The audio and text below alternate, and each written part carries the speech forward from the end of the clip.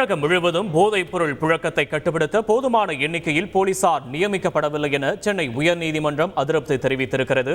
இது தொடர்பான விவரங்களை செய்தியாளர் சுரேஷ் வழங்க கேட்போம். சுரேஷ், வணக்கம்.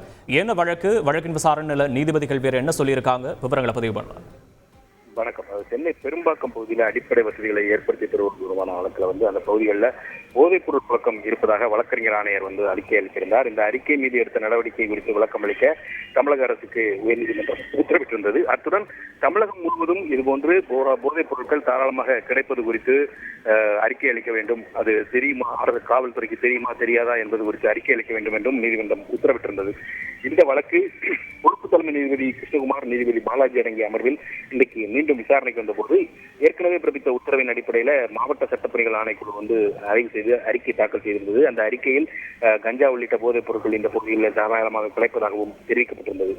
காவல்துறை தரப்பில் தாக்கல் செய்யப்பட்ட அறிக்கையில் இந்த போதைப் பொருள் பழக்கத்தை கட்டுப்படுத்துவதற்காக போதைப் பொருள் கடத்தல் நுண்ணறிவு பிரிவு உள்ளிட்ட பல்வேறு பிரிவுகள் செயல்பட்டு வருவதாகவும், இந்த பிரிவுகளில் 180 காவல்துறையினர் பணியில் ஈடுபடுத்தப்பட்டுள்ளதாகவும் அந்த அறிக்கையில் தெரிவிக்கப்பட்டுள்ளது.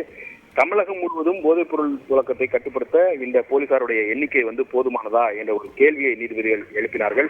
இந்த எண்ணிக்கை என்பது போதுமானதல்ல என்று தெரிவித்த நீதிபதிகள் இந்த போதைப் பொருள் புழக்கத்தை கட்டுப்படுத்துவதற்கு அரசு தீவிரம் காட்ட வேண்டும் என்றும் அரசு காவல்துறையினுடைய அந்த அறிக்கை திருப்தி அளிக்கவில்லை என்றும் நீதிபதிகள் தெரிவித்தார்கள். மேலும் மாநிலம் முழுவதும் போதைப் பொருள் தாராளமாக கிடைக்கக்கூடிய சூழலில் மாணவர்களுடைய எதிர்காலம் பாதிக்கப்படக்கூடிய அபாயம் இருப்பதனால் போதைப் பொருள் புழக்கத்தை கட்டுப்படுத்துவதற்கு போதுமான அளவில் போலீசாரை நியமிக்க வேண்டும் என்றும் நீதிபதிகள் அறிவுறுத்தி இது சம்பந்தமான அறிக்கையை தாக்கல் செய்ய வேண்டும் என்று உள்துறை செயலாளருக்கும் டிஜிபிக்கும் உத்தரவிட்டு இந்த வழக்கின் விசாரணையை செப்டம்பர் 19ஆம் தேதிக்கு நீதிபதிகள் தள்ளி வைத்திருக்கிறார்கள்.